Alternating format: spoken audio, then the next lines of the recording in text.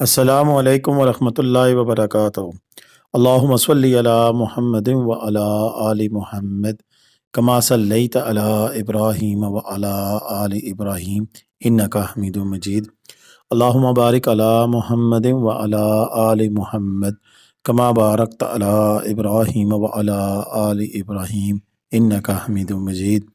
लतदात रुदोसलाम बेशुमार रुदोसलाम मेरे और आपके प्यारे ते सुने ते मनमोने आका हज़रत मोहम्मद मुस्तफ़ा सल्लल्लाहु अलैहि वालैहि वसल्लम पर, आपकी आल पर और आपके असाब पर।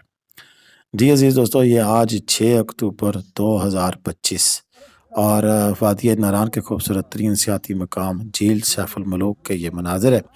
और आप देख सकते हैं कि झील सैफ अल मलूक को रब ताला ने वैसे ही इतने हुस्न से नवाजा हुआ है, और ऐसे में जब ये सफ़ेद चादर ओढ़ लेती है तो इसके हुस्न में किस कदर इजाफा हो जाता है वो इन वीडियो क्लिप्स में आप देख सकते हैं।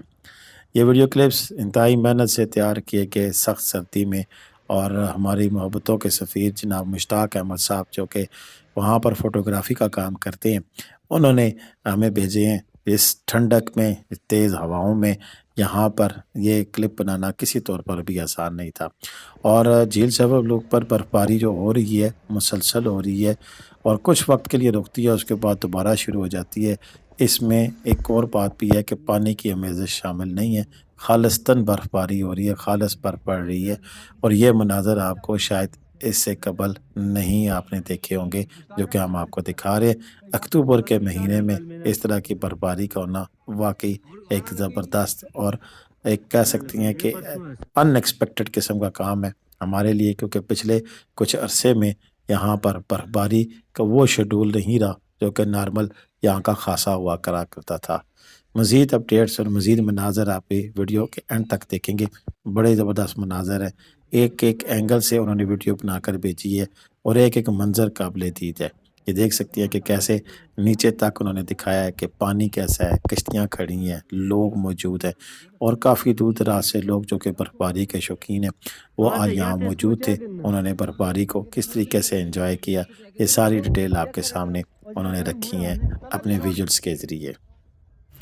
हमने आज से तकरीबन 1 हफ़्ता कबल आपको इस चीज़ के बारे में बता दिया क्या था कि 5 तारीख से 7 तारीख का एक स्पेल है जो कि बर्फ़ का बाइस बन सकता है। और ऐसे में काफ़ी सारे दोस्तों की मुझे कॉलें आएँगी जो कि इस वक्त नारान, बाबूसर, टॉप और दीगर इलाकों में आज की बर्फ़बारी देखने के बाद इस वक्त या तो वापस चले गए हैं या फिर नारान या कगार में कहीं क़याम पज़ीर हैं। उन लोगों ने शुक्रिया भी अदा किया। हमने कोशिश की कि आपको तमाम ऐसी यानी कि जगह जहाँ पर बर्फ़बारी हो सकती थी वहाँ की अपडेट दें, जिसमें हमने आपको बताया था कि झील सैफ अल मलूक पे भी बर्फ़ पड़ सकती है, बटाकुंडी और बड़ोवई तक भी बर्फ़ आ सकती है, और आज वैसा ही हुआ। बटाकुंडी में रात के भी बर्फ़ पड़ी, नारान में भी थोड़ी सी बर्फ़ हुई, लेकिन ज़्यादा बर्फ़ जो सी है वो बेसल से आगे आगे हमें देखने को मिली। बड़ोवई, बेसल, चलकट, यहाँ सभी मुकामात पर अपडेट्स हम आपको इंशाल्लाह लम्हा बलम्हा थोड़ी थोड़ी देर बाद देते रहेंगे कि यहाँ पर किस जगह कितनी बर्फ़ पड़ी है। बाबूसर टॉप पर आखिरी खबरें आने तक अभी तक बर्फ़बारी का सिलसिला जो है वो जारी था, और बर्फ़बारी 6 इंच से बढ़ते हुए 8 से 9 इंच तक अब पहुँच चुकी थी। मज़ीद कितनी बर्फ़ पड़ी है इसके वीडियो के बाद अगली वीडियो में इंशाल्लाह हम वो भी अपडेट देंगे।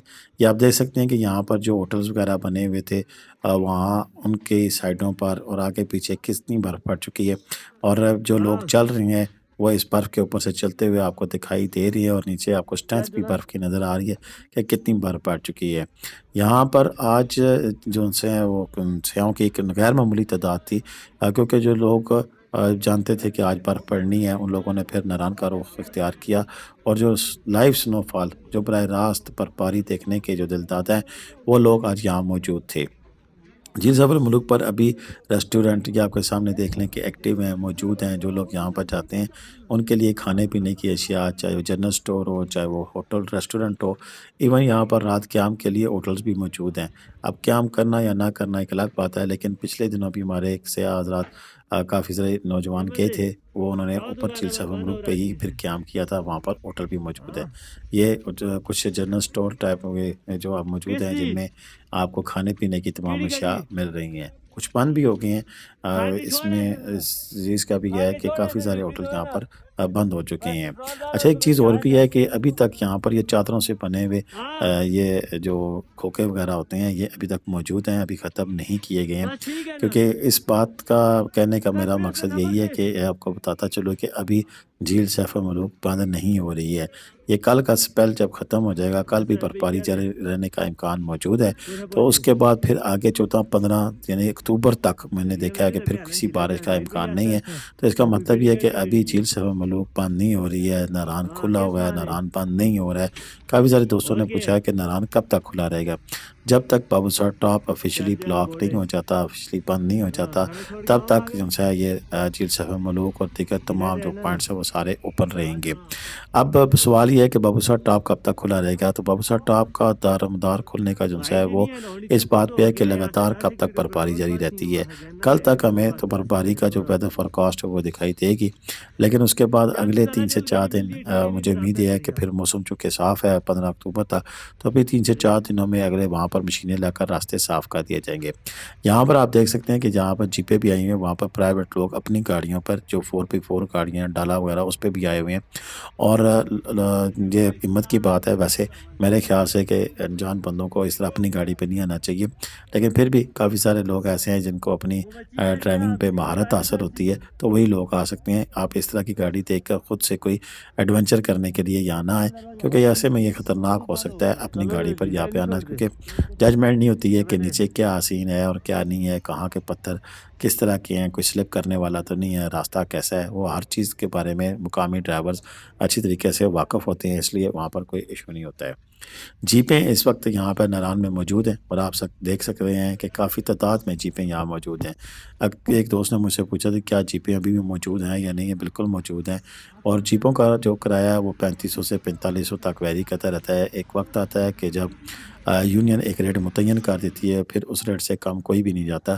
اسی طرح اب جو ہے وہ چونکہ جیپ یونین نہیں ہے اور وہ ختم کر دی جاتی ہے جیسے ہی گرمیوں کا سیزن ختم ہو، یعنی کہ 15 اگست کے بعد تقریباً جیپ یونین کا اطلاق جو ہے وہ ختم ہوتا ہے، تو پھر جو ڈرائیور ہوتے ہیں وہ اپنی دیہڑ لگانے کے لیے کم سے کم ریٹ پر بھی چلے جاتے ہیں۔ تو اس وقت یہ بھی جیپ بھی آپ کے لیے انتہائی سستے ریٹ پر اویلیبل ہے، 3500 سے 4500 روپے ریٹ پہ لوگ جو ہیں وہ جھیل سیف الملوک پہ آتے ہیں، اور ابھی چونکہ رش نہیں ہے اس لیے زیادہ دیر آپ کو وہاں قیام کرنے کا بھی موقع میسر ہوتا ہے۔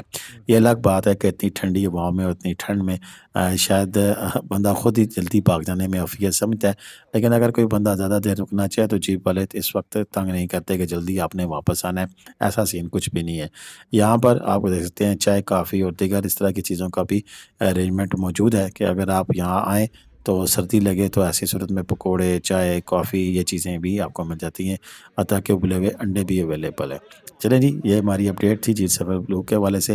مشتاق بھائی کا نمبر اسکرین پہ موجود ہے، اگر کوئی دوست آنا چاہیں یا فوٹوگرافی کرانا چاہیں تو ان سے رابطہ کر سکتے ہیں۔ اب تک کے لیے اتنا ہی تھا، آپ مجھے اجازت دیجیے گا۔ اللہ حافظ۔ پاکستان زندہ باد، پاکستان پرندہ آباد۔ جیتے رہے، خوش رہیں، آباد رہے، اپنی دعاؤں میں لازمی یاد رکھیے گا۔ ویڈیو پہ کمنٹ لازمی کیجیے گا کہ کیا آپ نے جھیل سیف الملوک پہ لائیو برفباری دیکھی ہے کبھی زندگی میں، اگر دیکھی ہے تو بالکل کمنٹ میں بتائیں، اور اگر نہیں دیکھی تو بھی بتائیں۔ تو اجازت ہے اسی کے ساتھ، اللہ حافظ۔